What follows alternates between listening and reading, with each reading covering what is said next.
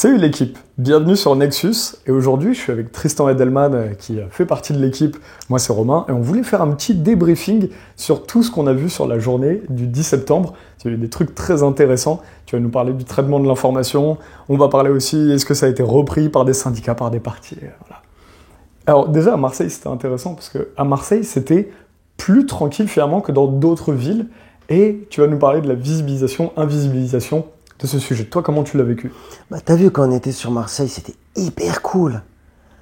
C'était hyper bigarré. Alors, 75% de nanas, quand même. C'était assez ouf, ça. Jeunes. C'est vrai. Ah, c'était ouf. Jeunes, de toutes les couleurs. Il y avait de tous les âges, mais beaucoup de jeunes. Ouais, beaucoup de jeunes. Enfin, moi, qui ai l'habitude des manifs gilets jaunes, ou syndicats, ou écolos, là, c'était hallucinant. Alors, c'était encore compartimenté en syndicats. Bon. C'est toujours dommageable, ce qu'il n'y avait pas chez les Gilets jaunes où tout le monde se mélangeait. Voilà, je pense que le mélange, c'est toujours ce qu'il y a de mieux. Quand tu dis compartimenté, c'est pour ceux qui ne vont pas dans les manifs, c'est qu'il y a vraiment des blocs de syndicats. T'as les blocs de syndicats, puis il y en avait même d'autres des syndicats que je ne connaissais pas, tu vois. Et qui ne se mélangent pas, du coup. Qui ne se mélangent pas, non. Qui font un cordon comme ça avec leur affiche, enfin je ne sais pas comment on appelle ça, et qui ne veulent pas se mélanger, qui ont leur slogan, qui le répètent. Mais ça, c'est le côté syndicat mouton, quoi. C'est systémique, triste, quoi. Systémique, et qui se mélange pas. Il y a ce côté exclusif. En plus, nous, on a eu rendez-vous après avec la mairie, t'as vu, et on a vu aussi d'autres compartiments se faire associatifs. Bon, au moins les Gilets jaunes, ça se mélangeait par la force des choses. Après, le traitement de l'information, moi, je dirais, il y a 4 invisibilisations. Ok. La première, c'est justement que les syndicats prennent pas toute la place dans les médias, quoi, et qu'ils vont sortir le énième même discours avec lequel on est d'accord, mais on voit bien que c'est de la rhétorique. Voilà. Le deuxième, c'est que les partis... Même Blast a fait ça, alors que c'est des médias alternatifs. Blast l'a fait. Ils n'interviewent pas les gens, ils interviewent les syndicats. Non, les syndicats avec la même redondance de gauche, on est tous d'accord, mais en fait, ça dit rien, quoi. C'est même pas ça. On va pas dans le vif du sujet, et ça met en valeur un drapeau. On est dans un peuple, on n'est pas dans un drapeau. Ça peut dire, mais c'est très précis. C'est minuscule. Voilà. Et puis c'est un langage, une langue de bois. Le deuxième, c'est les partis politiques, qui commencent pas à nous récupérer, les partis politiques de gauche, de droite, avec leur énième guéguerre sur, je sais même plus, c'est toujours les mêmes choses. Bref, qui se récupèrent pas ça, puisqu'on est dans le domaine de la récupération, mais pas non plus. Troisième invisibilisation, c'est des black blocs, qui ne sont pas des black blocs. Tu l'as vu hier, quand on est rentré de la manif, t'avais plein de petits gars qui viennent là pour dépouiller, pour se faire 2-3 trucs, ou éventuellement pour l'émotion. Et là, il y avait des vrais black blocs, comme on l'a vu sur les images. Moi, je sais plus, parce que les vrais black blocs, voilà. Non, mais on est d'accord. Ce qu'on appelle black bloc, voilà, on l'a mis dans un grand... Dès que t'es habillé en or, t'es un black bloc. Alors que t'as bien vu que c'est... Quand je dis des vrais black blocs, c'est des vrais par rapport à l'image qu'on nous renvoie de la chose. Mais on ne sait toujours pas pourquoi ils ne sont pas filtrés par la police, ces black blocs-là. Et puis qui y a derrière? Tu l'as vu à Marseille, c'est en fait des petits gars qui veulent se prendre, s'ils peuvent, qui veulent choper 2-3 trucs. Ça, je l'avais déjà vu chez les Gilets jaunes. Après, ils ont été virés peu à peu. Mais voilà, troisième invisibilisation. Parce que ça, c'est des effets secondaires, les soi-disant black blocs, parce que le black bloc, ça a été bien autre chose quand ça a été créé avec les altermondialistes. Rien à voir, il y avait un discours derrière, symbolique, sur les banques. Enfin, c'est pas le lieu. Et l'autre que j'ai découvert, alors là, ça a été notre correspondante en Italie, où ils ont parlé de la manif comme une réaction à la chute du gouvernement. Waouh! Alors ça, je ne connaissais pas. Avec Bayrou qui est remplacé par Sébastien Lecornu. C'est ça. Et alors, t'as toute la gauche là qui dit « Ah, quelle honte, on s'en fout !» En fait, on s'en fout que machin soit remplacé par machin, on fait la même politique. Mais là-bas, en Italie, ça a été, parce qu'ils ont l'habitude de chute des gouvernements, soi-disant, le peuple réagit à une chute du gouvernement, qu'en fait, le peuple, il s'en fout de la chute du gouvernement, quoi. Non, et ça, c'est une méconnaissance totale des journalistes qui sont là-bas. Non, c'est carrément une manipulation. Probablement, mais qui en tout cas part sur... Mais du coup, c'est une vraie fake news, parce que par exemple, la manifestation Bloquons tout, là, le 10 septembre, était annoncée, je crois, le 12 juillet, donc ça partait d'une vidéo sur les réseaux, et Bayrou fait son suicide ministériel, c'est vers quoi qu'il annonce fin août, je crois, ou tout début septembre, je sais plus. Ouais, début septembre, je crois. Non, je crois que c'est fin août, mais c'est pareil. Dans tous les cas, les journalistes italiens disent n'importe quoi. Mais parce que là-bas, ils ont tellement l'habitude de chute de gouvernement Ça chute tout le temps. Nous aussi. Non, beaucoup plus. C'est incomparable, incomparable. Et du coup, ils savent que ça va résonner dans l'esprit des Italiens. Donc, voilà. Mais ça, on s'en fout, j'ai envie de te dire. On s'en fout. Non, parce que le point focal, c'est juste invisibiliser le peuple. À chacun à sa manière. L'autre, il va dire les syndicats, l'autre, il va dire les partis politiques, l'autre, il va dire les Black Blocs, l'autre, qui va dire la chute du gouvernement. Voilà. C'est invisibiliser la parole du peuple. C'est tout. Moi, ça m'intéresse ce que tu dis sur... Je comprends, mais ça m'intéresse sur un autre truc qui est de... Ça veut dire que les journalistes italiens vont aller voir quels mots résonnent chez les Italiens. Ah bah oui. C'est pas les mêmes mots qui résonnent chez les Français. Oui. Du coup, chacun fait l'histoire à sa sauce. Voilà. Et à la fin, c'est une sorte de téléphone... Voilà. Avec le même but. Oui, et à la fin, en bout de chaîne, tu n'as plus du tout la vérité. Et surtout, tu n'as plus le peuple. C'est-à-dire, tous, ils s'arrangent avec une intelligence incroyable. Hein. Tu peux analyser comme... Bon, après, c'est toujours la même chose, tu vas me dire. Qui est à la fin... au fait, pourquoi vous êtes descendu dans la rue? Toi, moi, le tout venant que tu as interrogé. Et c'était assez simple. C'est que la vie, ça devient de la merde. Tu manges mal, tu es fiscalisé, tu es taxé, tu n'as les lois importantes, tu n'as aucune prise sur ça. Là, il y avait que ce soit les guerres qui, soi-disant, et probablement en partie, vident les caisses, nos caisses à nous. T'as décidé, toi, d'aller faire la guerre? T'as décidé de soutenir un tel, ou de ne pas le soutenir? Voilà. Ou là, Israël-Palestine, c'est symbolique, Israël. Il y avait aussi là, le mouvement... mais au fond, qu'est-ce qui nous parle à tous dans Israël-Palestine? Au-delà du problème sioniste et du problème de l'impérialisme, c'est que c'est un peuple qui est écrasé par un autre peuple dominant. C'est à ça que ça nous renvoie au bout du compte. Ça nous renvoie à notre impuissance de tous, de peuples et de populations qui est écrasée par une clique capitaliste. Alors le système anti-capitaliste, je veux bien, mais en tout cas, un système qui fonctionne pas, soi-disant qu'il devait nous apporter de la sécurité. Non, le capitalisme, c'est le système le plus bordélique, le plus insécuritaire, le plus violent qui existe. Et avec, c'est au-dessus de la pyramide, ces gens qui se font un max de thunes, des grosses entreprises. Enfin, tu te souviens de 2020-2021, où les grosses entreprises, notamment, je me souviens d'EF, qui clament « On n'a jamais fait autant de recettes ». Ah ouais, nous, on n'a jamais été aussi pauvres, merci. Voilà, donc ça se parlait quand tu as interrogé la distribution des richesses, j'ai plus de quoi payer ma courgette, tu vois. Voilà, parce que nous, on les interroge sur leurs conditions de vie. La condition de vie, quand on était au truc des assos, après, avec ces assos qui comme étudiantes et les autres qui n'étaient pas étudiantes, qui pour ramasser les dernières cagettes de légumes ou de produits des supermarchés. Déjà, c'est une honte que les gens en soient venus à soit mal manger, ou soit peu manger. Mais c'est pareil, hein, je veux dire, tu manges mal ou tu manges peu. Moi, je vois les dégâts ici à Marseille. De la malbouffe, tu vois, à partir de 40 ans, c'est une catastrophe sur la santé. Voilà, ça a été la condition de vie de domination, de pauvreté, de misère. Les gens sont sortis pour ça. Sur Gaza et Israël, il faut rajouter qu'à Marseille, ils ont aussi bloqué une entreprise qui vend des outils qui contribuent à l'armement qu'on envoie à Israël. Ouais. Et ça fait des mois qu'on le fait, ça, à Marseille. Voilà. Et donc, du coup, des manifestations devant... des blocages et des manifestations. Mais elles sont petites. Et tu crois que les médias... Là, c'était énorme. Parce que c'était bloquant tout, donc c'est aussi bloqué. Mais ça fait des mois que ça se fait à Marseille. Et pas qu'à Marseille. Là, j'ai eu encore en Italie, à Genova, ils l'ont tout bloqué. Donc, il y a... Alors, moi, la question... Évidemment, mon espoir et mes questions, c'est toujours... On sait bien que ce genre d'explosion... Ça fait du bien. Et puis, t'as vu comment c'était sympa. Ça, c'est aussi à dire, faut le dire quand même. Et les gens ont pas aimé, moi, quand je l'ai dit dans le reportage. Mais c'était super sympa. Oui. Et il faut comprendre ça. Ça commence dans Bon Enfant, avec de la musique, tous ces jeunes, etc., etc. Et c'est la police, à 80%, on va dire, qui nique tout. Et alors, Ils ont nassé, notamment. Qui nassent. Donc, nassé, faut expliquer que c'est la police qui te fait... Moi, j'ai été nassé plusieurs fois. C'est vraiment impressionnant. Et il y a rien de... Je crois que j'ai jamais rien vécu de plus anxiogène en tant que citoyen. Et même journaliste, quand tu interviens là-dedans, t'es pas protégé. Tu sens que la tension monte. Donc, on vous enferme sur des places ou dans des rues, mais souvent c'est sur des places. Comme ça, on ferme les issues. Et vous ne pouvez pas quitter la manif, même individuellement. Et tu sens la tension monter. Tu sens qu'à tout moment, il y a une lacrymo ou n'importe quoi qui peut partir. Un coup de LBD. On a retrouvé des cartouches de LBD. À Marseille, après, à la Canebière, le soir. Oui.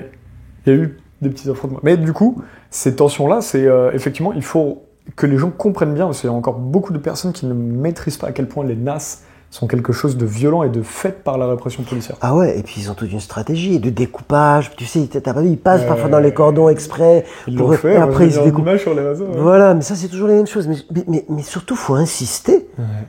Faut pas insister sur ça. Faut insister sur la bonne ambiance que nous on a vécue. La bonne ambiance musicale, la bonne ambiance populaire, les gens qui parlent, la marche. C'est génial, c'est super sympa. Et après, ça dégénère à 80% à cause de la police, point. Et ça, on le dira jamais assez. Donc, faut arrêter d'être derrière le scandale, la poubelle qui brûle ou le blocage. Ok, très bien. Mais il faut rappeler quand même que 80% de la manif, c'est-à-dire au point de vue réel, ça commence à 10h, ça finit dans la nuit, peut-être à 22h, grosso modo, c'est une vraie réunion. Donc, faut arrêter de chercher le scandale et la poubelle qui brûle, quoi. Ou le flic qui tape, on le sait. Et ça vient d'eux. Et je rajoute, quand je dis le flic qui tape, alors, il faut toujours le dire.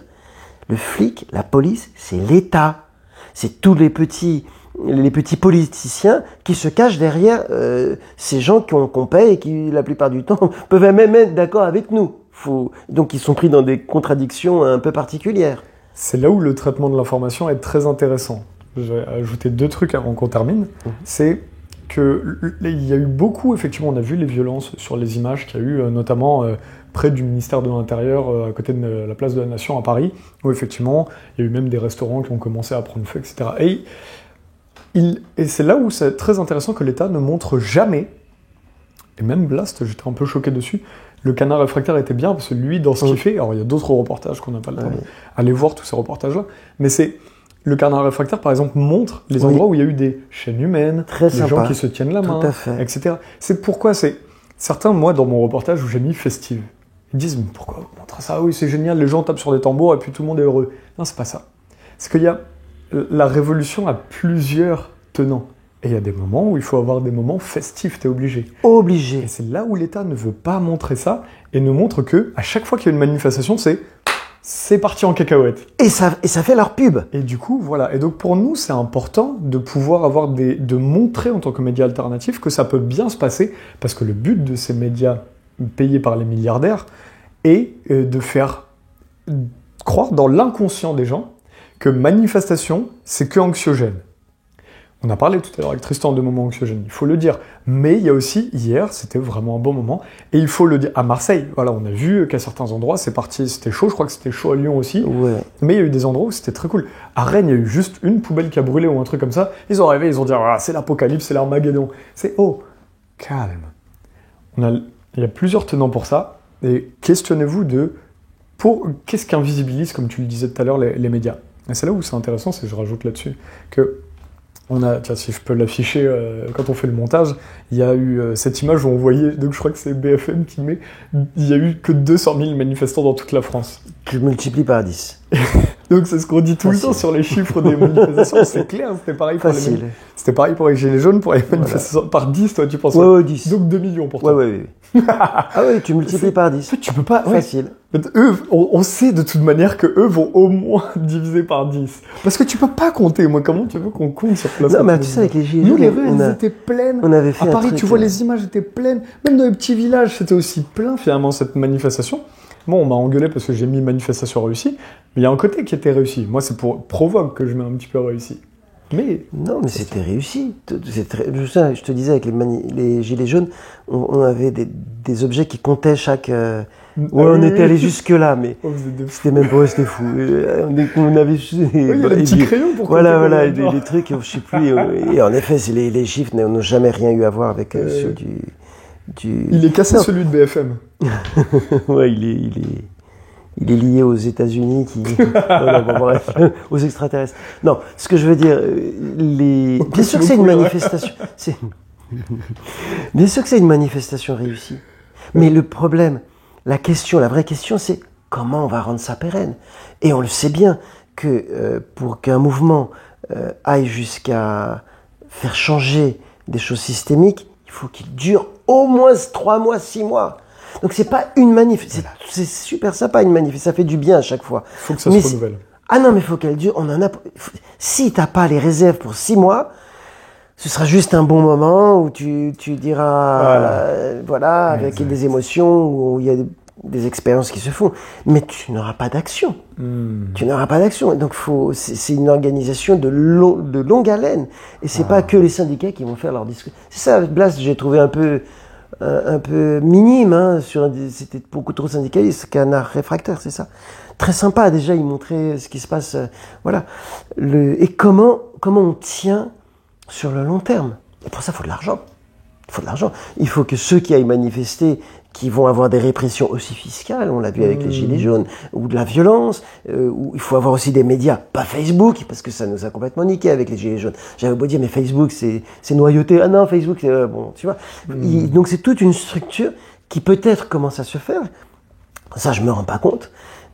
Qu'il faut qu'ils tiennent 6 mois. Et puis il faut aussi, ça veut dire aussi une structure mentale, intellectuelle, faut oublier l'état de droit. Il n'existe plus l'état de droit. Donc faut aussi savoir que quand on revendique quelque chose, ce sera de toute manière pas mis en œuvre. Donc il y a beaucoup de choses à repenser, beaucoup d'actions à refaire, des sous, enfin bon, j'ai beaucoup écrit là-dessus, il y a d'autres gens sur comment, et puis des mouvements populaires qui ont réussi, il y en a eu, mais ça se constitue sur le long terme, avec cette fameuse convergence, etc. Bah oui. Et ça se constitue pas que dans c'est pour ça que quand on met manifestation réussie, c'est aussi pour prendre le contre-pied de ce traitement de l'information idiot. On peut se questionner sur le côté provoquant, mais on s'en fout, parce que nous, ce qui nous intéressait, c'était de mettre les personnes qui parlaient de leurs conditions de vie. Pourquoi vous descendez dans la rue?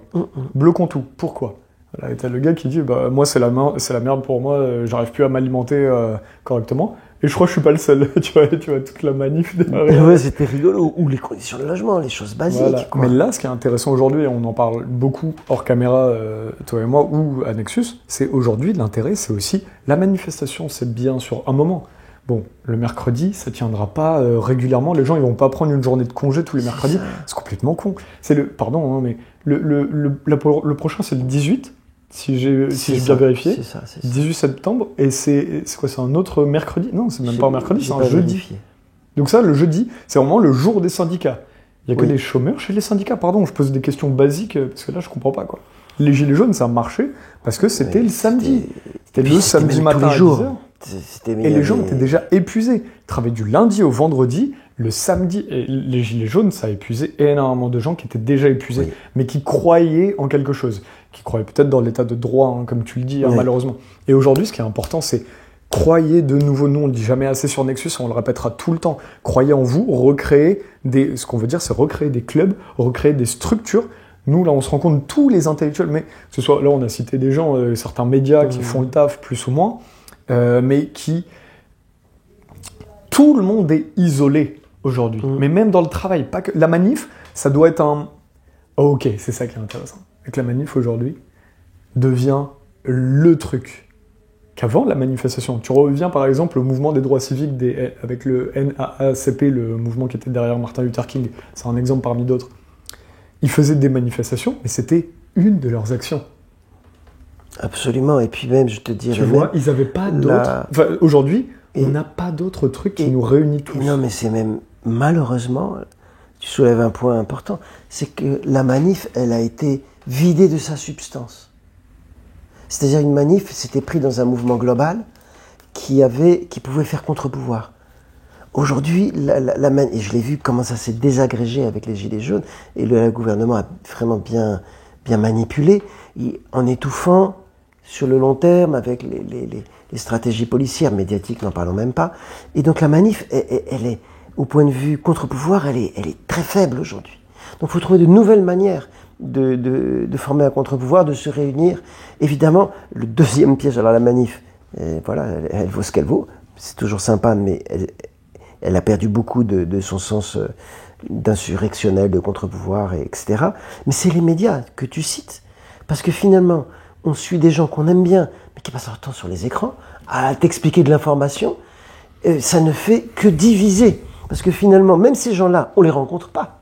quand on veut les rencontrer, ils regardent, ah, tu n'as pas fait assez de vues, t'es pas intéressant. Oh, wow. Sans se rendre compte que peut-être que celui qui vient te voir, il a un travail sur le réel beaucoup plus intéressant que ton média, qui est de l'information. Il faut quand même se rendre compte que l'information, tu vois, entre l'information, l'information qu'on va se dire de récupération, l'information pure, et puis une information qui va être vraiment dans le sens du réel, bon, voilà.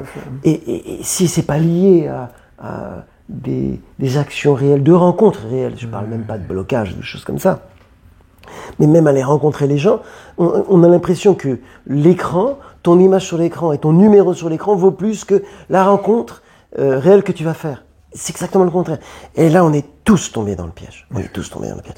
Et il faut se rendre compte qu'il faut revenir, en effet, à quelque chose de beaucoup plus humain, à quelque chose de physique, quelque chose de contact, où tu vas perdre du temps, tu vas peut-être pas faire ton million de vues, mais on s'en fout de ton million de vues, il vaut rien. Eh oui, mais pour les gens dans le biais humain, c'est là où c'est intéressant. C'est que ça vaut beaucoup. Et il y a autant, puisque les gens voient 4 millions de vues, comme tu dis, waouh, ça veut dire que ça marche de ouf. Voilà. Et c'est là où c'est intéressant, parce que nous, même à notre petit niveau sur Nexus, où on fait pas des millions de vues, on s'en approche, mais on fait pas des millions de vues, mais contrairement peut-être des fois à d'autres, mais on marche un petit peu, et les gens, moi ce qui me brise le cœur, c'est que des personnes qui font sur le terrain des vrais trucs, qui font des places de la gratuité, des maisons de troc, trucs d'entraide, qui recréent du vrai lien, qui font des vraies alternatives aux manifestations, et qui font comme... Et on les voit pas. Alors, on les voit pas, mais eux, quand ils viennent nous voir, ils sont en mode « Oh, Nexus, waouh, merci d'être là, c'est génial, nanana. » C'est genre, où je vois sur les réseaux, c'est les nouveaux... porteurs d'espoir ou je sais pas quoi. Parce qu'on est tous tombés dans le panneau. On est tous tombés dans le panneau, mais même les gens qui font sur le terrain. C'est-à-dire que nous, là je parle de Nexus là, mais il y a des plus gros, il y a des plus petits. Les médias, c'est très important d'avoir des médias alternatifs. Tous les mouvements ont eu des médias alternatifs. Absolument. Mais il ne faut pas que ça remplace dans l'imaginaire. On est tous complémentaires. Les gens mettent, même moi quand ils viennent me voir à mon petit niveau, genre ils sont en mode t'es supérieur à moi. Non, purée. Parce que moi, je fais rien. Je suis pas le pire hein, sur le terrain. Non, mais toi, tu es plutôt sur le terrain, mais c'est toujours. Moi, je suis sur le terrain. Tu prends le média, comme tu le dis, c'est une partie d'un mouvement, et en fait, la société virtuelle a fait croire que cette partie-là, c'était le tout. Que les médias, c'était le tout. C'est une petite partie, indispensable, oui, mais c'est une partie. Tu parlais des clubs tout à l'heure. Des clubs qui se sont faits au 17, 18e notamment, et puis ensuite, bien sûr, au 20e. Tout le temps, ouais. Tout le temps. Voilà, de manière au différente. 20e, ils avaient des clubs aussi, le mouvement des droits civiques. Mais le club, c'était pas médiatique. On se réunit, mais nous, avant de faire cette émission, combien de conversations on a eu? Combien de personnes on a vu? Rien qu'hier. C'est ça qu'il faut mettre en valeur. Et là, on dit quelques trucs, mais c'est 10% de notre vie, 10% des gens qu'on rencontre, et le média représente peu de choses. Et en plus, je te dirais, c'est même pire que tout, parce que maintenant, on s'invite entre nous. Et on a eu des experts. Mais les experts, qu'est-ce que tu veux qu'ils nous racontent? Les experts, ils n'ont pas de terrain. Ils sont pas sur le terrain. Non. Souvent, ils manquent d'expérience, ils manquent d'empathie. Ils font 10 millions de vues. Alors qu'on en a un peu rien à foutre des experts. Je vais te dire, moi j'ai vu... c'est important, ça fait partie d'un tout. Pas beaucoup, hein, parce que j'ai vu dans les Gilets jaunes, les soi-disant non-experts, donc le tout venant, en 6 mois de confrontation, parce qu'on faisait aussi les assemblées, parle-nous de ceci, en 6 mois, je les ai trouvés tous plus experts que tous les experts que j'ai vus après. Hein. Mais c'est là où c'est intéressant. C'est que, en fait, on est vraiment rentré dans ce qui pourrit. On était parti sur... On dérive complètement, mais c'est intéressant. C'est le côté où c'est vraiment le monde de la communication. Ouais. C'est-à-dire que l'expert, aujourd'hui, il a aussi travaillé son discours. L'expert dont tu parles, il y a des experts qui communiquent très mal et qui ne font pas leur place sur aucun média. Alternatif ou milliardaire, aucun média. Les experts dont tu parles, ils ont un discours travaillé. Mais pourquoi je parle de ça? Parce que moi, quand j'arrive là, même hier, quand on est sur la manif, il y a des personnes où, des fois, tu vois à quel point les gens ne travaillent pas forcément leur pensée ou leur discours. Et quand je dis ça, je ne suis pas du tout condescendant. Je dis c'est un constat. Je dis tout le monde peut prendre une feuille. Et tu passes peut-être 10 minutes par soir, ou alors 30 minutes par semaine. Ce que tu prends un crayon et tout ça. Ah non, c'est formidable. Tu vois, ils n'avaient pas... T'as interrogé Enfin, ceux que tu as interrogés, on voyait bien qu'ils n'avaient pas travaillé le truc. Et puis, t'es pas arrivé avec une grosse caméra et tout ça. Donc, c'était très sympa. Les trucs de Blast. C'est vrai que la grosse caméra, ça te refroidit. Tu vois, même, tout de suite, tu vas dire un discours.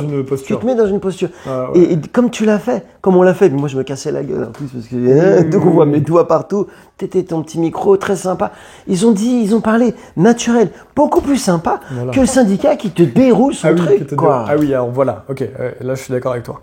Mais ce que je voulais te dire, c'est que des belles personnes qui font des belles choses sur le terrain gagneraient parfois à travailler leur discours parce qu'on est dans un monde malheureusement de communication, ou alors on gagnerait peut-être à revoir ce monde de communication et à se dire, bah le gars ou la fille, peut-être elle communique pas très bien. Voilà, plutôt. Mais on essaie de voir derrière, que là aujourd'hui on est obnubilé par les vues et par le beau parleur. Et puis, on est obnubilé par l'ego et les personnes charismatiques. Les gens dont tu parles, tu sais, je crois que c'est aux médias à vous comme médias alternatifs. Ouais. En fait, ces fameuses, prenons les gens de la manif hier qui ont été un peu surpris qu'on aille vers eux. En fait, si tu prends du temps avec eux avant de les interroger, que tu crées une empathie, une connaissance, une reconnaissance, le temps, ils vont tout de suite se débloquer dans leurs paroles. C'est clair. Qu'est-ce que ça veut dire? Ça veut dire qu'il faut inverser les choses. C'est pas on arrive, on t'interroge, et le mec il se met dans une posture, ou la nana, parce que évidemment on est un peu surpris et on voit un média. Ça demande tout un travail en amont que je vois aucun média le faire. Passionnant. On a dérivé de... Voilà. C'était très intéressant. Voilà, donc c'était notre petit débrief pour aujourd'hui. Voilà. On aurait pu faire plus long, on aurait pu faire plus court. Ouais, après, puis parce qu'une manif, c'est en fait tellement tous les problèmes qui ressurgissent, le traitement de l'information, ça soulève tout, donc on peut dériver partout. Mais arrêtons de croire, voilà, le format de l'histoire, en tout cas, les manipulations médiatiques, ça, il y en aura tout le temps, et on sera là pour les déboîter.